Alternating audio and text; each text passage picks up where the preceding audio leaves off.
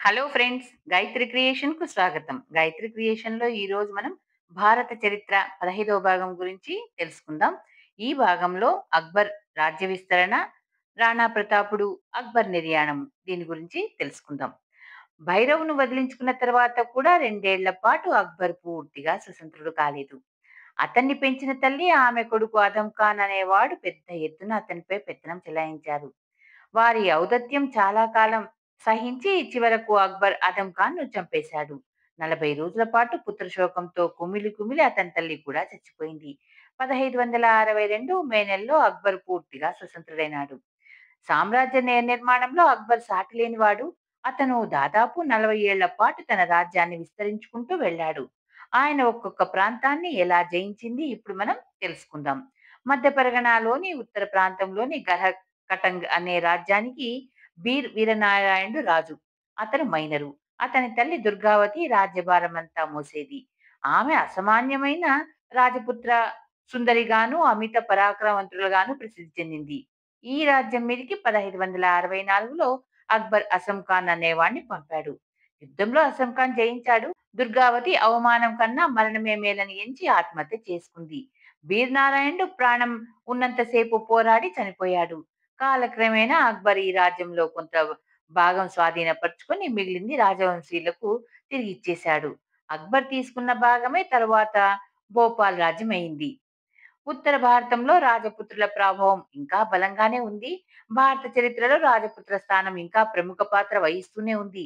రాజపుత్రుల సహకారం లేకుండా తాను రాజ్య నిర్మాణం చేయలేనన్న సంగతి సూక్ష్మ బుద్ధి అయిన అక్బర్ గ్రహించాడు. పఠాన్ లాగా మొఘలు గడ్డలో పుట్టిన వారు కారు, పైనుంచి వచ్చిన వారు. అందుచేత అక్బర్ రాజపుత్రుల సామరస్యం కోసము తన కృషిని అంతటినీ వారి సహకారం సంపాదించడానికి ప్రయత్నించాడు. వివేకము, ఔదార్యం కల విధానాలను అవలంబించి అనేక మంది రాజపుత్రులను సానుభూతి ఎంతో చూరగొన్నాడంటే వారు అతని సామ్రాజ్యం కొరకు అపారమైన సేవలు చేసి తమ రక్తాన్ని కూడా ధారపోశారు. రాజపుత్రుల సేవా శౌర్యాలు పైన, మొఘల్ రాజకీయ చతురత పైన అక్బర్ సామ్రాజ్య నిర్మాణం అయింది.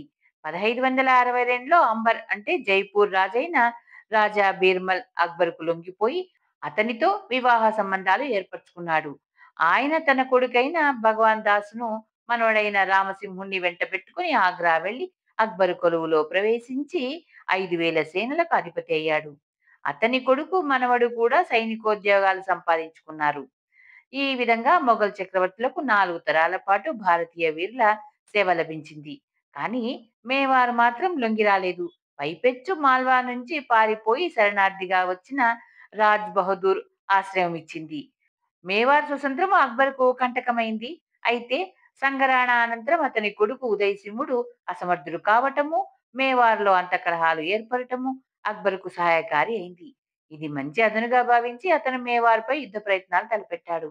1567 అక్టోబర్‌లో అక్బర్ చిత్తోడు కోటను ముట్టడించాడు.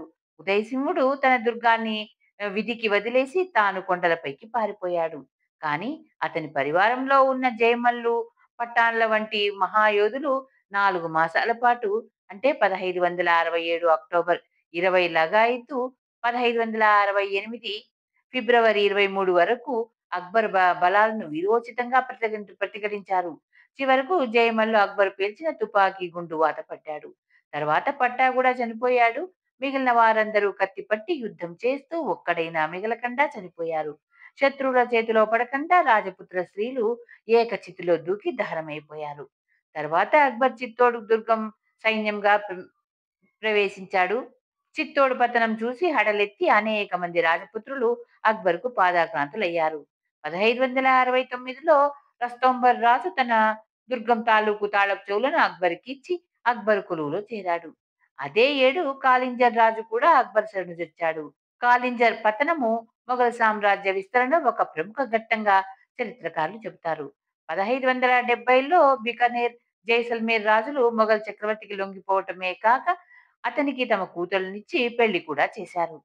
రాజపుత్ర సంస్థానాలే ఒకటొకటిగా అక్బర్ పాదుషాకు పాదాక్రాంతమైపోగా మేవాడ ఒక్కటే లొంగ నిరాకరించి ఉదయసింహుడు తన రాజధాని కోల్పోయినా స్వేచ్ఛను కోల్పోలేదు. 1572 మార్చి 3న అతను ఉదయ్‌పూర్‌కు 19 మైళ్ళ దూరాన గోంగ్దా అనే చోట చనిపోయాడని చరిత్రకారులు చెప్తారు. ఆ తర్వాత మేవాడుకు అతని కొడుకు ప్రతాపుడు సాటిలేని నాయకత్వం వహించి తన వంశానికి ఎలాంటి కళంకము రాకుండా మొఘలును తీవ్రంగా ప్రతిఘటించాడు. అతని ప్రతిఘటన అత్యంత కష్టసాధ్యమైంది. అతనికా రాజధాని లేదు. చెప్పుకోదగ్గ సహాయము లేదు. అతని ప్రతిప అతని శత్రువు ప్రపంచమంతటికి అద్వితీయ సంపన్నుడైన ఢిల్లీ పాదుషా. 1576 ఏప్రిల్‌లో మొఘల్ సైన్యాలు అంబర్ రాజైన మానసింగుడు నాయకత్వాన అసఫ్ ఖాన్ నాయకత్వాన ప్రతాపరుద్రుడి రాజ్యపై దండయాత్ర చేశాడు. గోంగా సమీపంలో మల్తీగాడ్ కనుమ వద్ద ఘోరమైన యుద్ధం జరిగింది. అందులో ప్రతాపుడు ఓడిపోయాడు. ఆ యుద్ధంలో ప్రతాపుడు చనిపోయి ఉండవలసిందే. కానీ జలారాజు అనే రాణాన్ని ప్రకటించి శత్రువులను తనపైకి కేంద్రీకరించుకోవటంతో ప్రతాపుడు ప్రాణాలతో బయటపడగలిగినాడు. అతను ప్రసిద్ధమైన తన చైతక్ అనే గుర్రం మీద కొండల్లోకి వెళ్ళిపోయాడు. అతని దుర్గాలు ఒకదాని వెంబడి మరొకటి శత్రువులకు చిక్కిపోయాయి. అంత దుర్దశలోనూ ప్రతాపుడు శత్రువులకు పోయే మాట తలపెట్టలేదు. తనను వేట కుక్కల్లాగా విడవకుండా వెన్నాడే శత్రువులకు అందకుండా అతను ఒక కొండ నుంచి మరొక కొండకు మారుతూ వన్య ఫలాలతో తన కుటుంబాన్ని పోషించాడు. తరగని పరాక్రమంతో అతని శత్రువులతో యుద్ధాలు చేసి తన దుర్గాలను చాలా భాగం తిరిగి స్వాధీనపరచుకోగలిగాడు. ఈ పోరాటాలను అతని జీవితాంతం వరకు కొనసాగించి 1597 జనవరి 19 తన 57వ ఏట మరణించాడు. రాణా ప్రతాపుడు భారత చరిత్రకు చెందిన అద్భుత వ్యక్తుల్లో ఒకడు. రాజపుత్రుల్లో అతన్ని మించగల రణకుశలతలు, పరిపాలనా దక్షత ఉండిన మాట నిజమే కానీ, శౌర్య పరాక్రమంలోనూ, దేశభక్తిలోనూ అతనికి సాటి గలవాడు మరొకడు లేడు. అక్బర్ అనారోగ్య కారణంగా మేవాడుపై మరి యుద్ధం చేయలేదు. కానీ అప్పటికే ఆయనకు అనేక ఇతర ప్రాంతాలను జయించాడు. వాటిలో చరిత్ర ప్రాముఖ్యం గలది గుజరాత్‌పై విజయం. ఓడరేవుల వల్ల, వర్తక సౌకర్యాల వల్ల గుజరాత్ ఢిల్లీ పాదుషాను మొదటి నుంచి ఆకర్షిస్తూనే వచ్చింది. గుజరాత్ నామమాత్రపు రాజుగా ఉండిన మూడవ ముజఫ్ షా అయోగ్యుడు. 1572లో అక్బర్ గుజరాత్‌పై స్వయంగా దండయాత్ర నడిపి యుద్ధాల్లో విజయం పొంది గుజరాత్ రాజుకు భరణం ఇచ్చి తొలగించాడు. సూరత్ నగరం 1.5 మాసాల ముట్టడి అనంతరం 1573 ఫిబ్రవరి 26న అక్బర్ వశమైంది. ఈ సమయంలోనే పోర్చుగీస్ వారికి అక్బర్‌తో పరిచయం ఏర్పడింది. వారతనిపై మైత్రి వాంఛించారు. అయితే అక్బర్ తన కేంద్రమైన ఫతేపూర్ సిక్రీ తిరిగి వెళ్ళగానే గుజరాత్‌లో తిరుగుబాట్లు తలెత్తాయి. అతని మనుషులే అందులో పాల్గొన్నారు. అక్బర్ మండిపడి 60 మైళ్ళ దూరం 11 రోజుల్లో ప్రయాణించి అహ్మదాబాద్‌కు చేరుకొని తిరుగుబాట్లన్నిటినీ పూర్తిగా అణిచివేశాడు. 1573 సెప్టెంబర్ ఆరంభం నుంచి గుజరాత్ మొఘల్ సామ్రాజ్యంలో అంతర్భాగమైంది. ఇందువల్ల రాజ్యానికి ఆర్థికంగా చాలా లాభించింది. మొఘలుకు పోర్చుగీస్ వారితో సంబంధాలు ఏర్పడటమే కాక సామ్రాజ్యానికి సముద్ర తీరపు రేవులు లభ్యమైనాయి. అయితే మొఘలు నౌకాబలాలను సృష్టించుకునే ఆలోచన తలపెట్టలేదు. ఈ కారణం చేత పాశ్చాత్యులు సులువుగా భారతదేశంలోనికి చొరబడగలిగినారు. గుజరాత్ అనంతరం బెంగాలు అక్బర్ వశమైంది. బెంగాల్ పాలకులైన నూరు వంశపు రాజులు మహమ్మద్ ఆదిల్ షా పాలించే కాలంలో స్వాతంత్రం ప్రకటించి 1564 దాకా పాలించారు. అటు తరువాత బీహాపూర్ గవర్నరు బెంగాలు పరిపాలన కూడా తన వశం చేసుకున్నాడు. 1572లో ఈ గవర్నరు చనిపోగా అతని కొడుకు దావుద్ అక్బర్‌కు ఎదురు తిరిగి ఆయన ఆగ్రహానికి గురైనాడు. 1574లో అక్బర్ సైన్యంగా బెంగాల్‌కు వచ్చి దావూద్‌ను తొలగించి మునిఫ్ ఖాన్ వెంట తన బలాలను బెంగాల్లో ఉంచి వెళ్ళిపోయాడు. దావూద్ ఒరిస్సాకు చేరుకొని 1575 మార్చి 3న సువర్ణరేఖ నదీ తీరాన మొఘల్ సైన్యంతో యుద్ధం చేసి ఓడిపోయాడు. అయితే మున్సఫ్ ఖాన్ మెతకదనం చేత అతను ఓడి కూడా శిక్ష పొందక ఆ అక్టోబర్‌లో బెంగాల్‌ను తిరిగి జయించగలిగినాడు. చివరకతను 1576 జూలైలో రాజ్‌మహల్ వద్ద జరిగిన యుద్ధంలో ఓడి చనిపోయాడు. అయితే 1592 వరకు బెంగాల్‌లో కొందరు స్థానిక స్వపరిపాలనను మొఘల్ పరిపాలనను ప్రతిఘటించుతూనే వచ్చారు. 1595 నాటికి అక్బర్ సామ్రాజ్యం హిమాలయాల నుంచి నర్మదా తీరం దాకాను, హిందూ కుష్ పర్వత పంక్తి నుంచి బ్రహ్మపుత్ర నది దాకాను విస్తరించింది.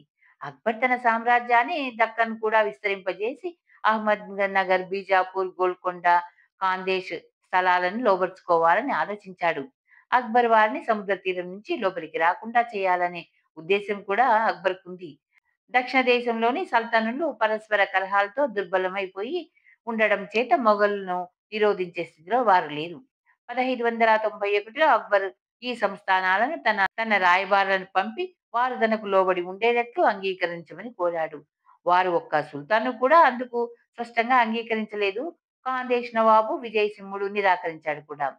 దౌత్యం విఫలం కాగా అక్బర్ తన రెండో కొడుకు మురాబాద్‌ను భైరవ్ ఖాన్ కొడుకు అబ్దుల్ రహీంను సేనాపతిగా చేసి పెద్ద సేనను అహ్మద్‌నగర్ పైకి పంపాడు. 1595లో ముట్టడి జరిగింది. చాంద్ బీబీ ఈ ముట్టడిని సాహసోపేతంగా ప్రకటించింది. మొఘలులు ఆమెతో 1596లో సంధి చేసుకొని బీరార్ తమ ఆధీనంలో అయ్యేటట్లు బాలుడైన చాంద్ బీబీ కుమారుడు అహ్మద్‌నగర్ రాజుగా ఉండేట్టు అక్బర్ అధికారాన్ని ఆమోదించేట్టు ఒడంబడిక చేసుకున్నాడు. చాంద్ బీబీ తన పరిపాలన వదిలేసుకుంది. అయితే ఆమె సలహా మేరకు భిన్నంగా అహ్మద్‌నగర్‌లోని ఒక పక్షం వారు ఒడంబడికను ఉల్లంఘించారు. విరార్ నుంచి మొఘలులు బడ్డానికి యుద్ధం సాగించారు. 1597 ఫిబ్రవరిలో గోదావరి తీరాన సూప్ వద్ద మొఘలులు విజయం లభించింది. చాంద్ బీబీ మరణించింది.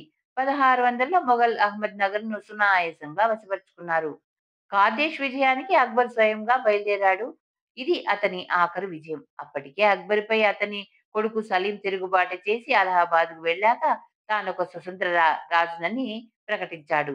అతను 1602లో తన తండ్రికి అత్యంత ఆప్తమిత్రుడైన అబుల్ ఫజర్‌ను హత్య చేయించాడు. 1603లో సుల్తానా సలీమా బేగం తండ్రి కొడుకులను తాత్కాలికంగా రాజీ కుదిర్చింది కానీ అది దక్కలేదు. సలీం మళ్ళీ అలహాబాద్‌కు వెళ్లిపోయి అదరగుడంగా ప్రవర్తించసాగాడు. మానసింగుడు మొదలైన కొందరు అక్బర్ సింహాసనాన్ని సలీం కొడుకైన ఖుస్రోకు వచ్చే ఏర్పాటు చేయాలనుకున్నారు. కానీ మరికొందరు వ్యతిరేకించారు. అక్బర్ కొడుకుల్లో అప్పటికి సలీం ఒక్కడే సజీవుడుగా ఉన్నాడు. అక్బర్ అతన్ని అల్లరివెదగా పరిగణించి క్షమించి వదిలేశాడు. ఆ తర్వాత అక్బర్ ఎంతో కాలం జీవించలేదు. అతను 1605 అక్టోబర్ 17న మరణించాడు. అక్బర్ అపూర్వమైన వ్యక్తి కావటానికి అనేక ప్రభావాలు దోహదం చేశాయి. తిమూర్ సంతతి వారు విజేతలైనప్పటికీ లలిత కళా ప్రియులు.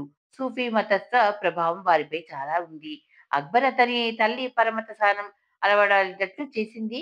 కాబూల్ ఆస్థానంలో ఉన్నప్పుడు అక్బర్‌కు అనేక మంది సూఫీ మతస్థులతో సంపర్కం కలిగింది. అతనికి తన రాజపుత్ర భార్యల ద్వారా హిందూ మతం సంపర్కం గూడా కలిగింది. వీటన్నిటికి తోడు యావత్ భారతంలో మొఘల్ సామ్రాజ్యం స్థాపించాలన్న అతని ఆశ కూడా అతని మత వైఖరికి కొంతవరకు నిర్ణయించింది. వివిధ మతాల వద్దకు సాగిన దారుణ సంఘర్షణలు చూసి అక్బర్ మతిపోయింది. అన్ని మతాలకు తన సామ్రాజ్యంలో మత సామరస్యం నెలకొల్పుతానని అక్బర్ కలలు కనేవాడు. అతను ముస్లిం మతస్థులనే కాక హిందూ, జైన, పార్సీ, క్రైస్తవ మతాల ప్రవీణులను సమావేశపరిచి వారితో చర్చలు జరిపాడు.